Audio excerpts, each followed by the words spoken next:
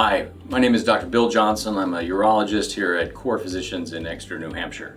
I'm happy today to talk about screening for urologic cancers as part of a series that the hospital is putting on all different organ types.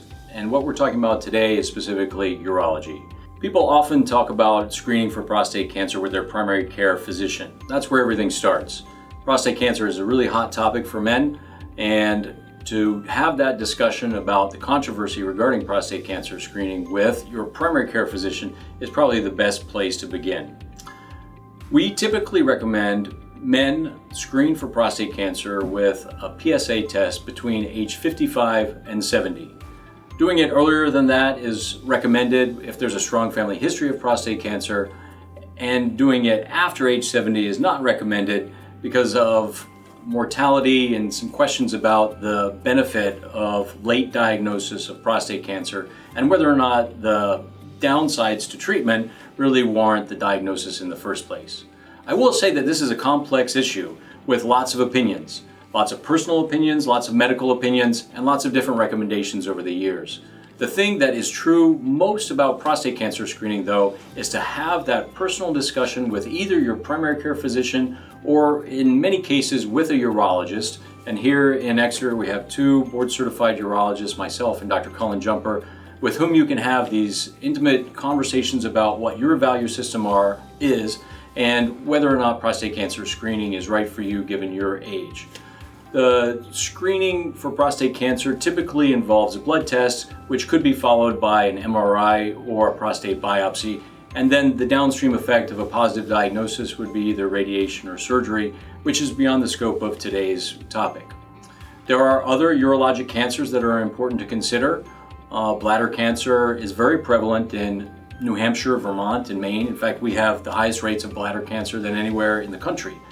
Partially, this is related to perhaps our water system, but we don't quite know why the high rates of bladder cancer are here. But one of the best ways to determine the presence or absence of bladder cancer is with a screening urine test.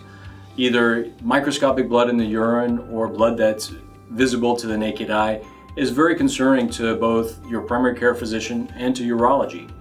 We have a very well-established protocol for handling blood in the urine and how to evaluate that. And we would welcome you to explore that more with your primary care physician or with us, depending on the circumstances. When it comes to kidney cancer, this can be deadly or it can be very curable. Unfortunately, there's not a very easy way to screen for kidney cancer. Oftentimes we see individuals that have a CAT scan or an ultrasound for another reason pick up an incidental nodule or a mass within the kidney, and then we explore that further with the patient one-on-one. When it comes to young men, age 20 to 40, teenage to 40 years old, they're at risk for testicular cancer. So testicular cancer is a disease of young men rather than older men.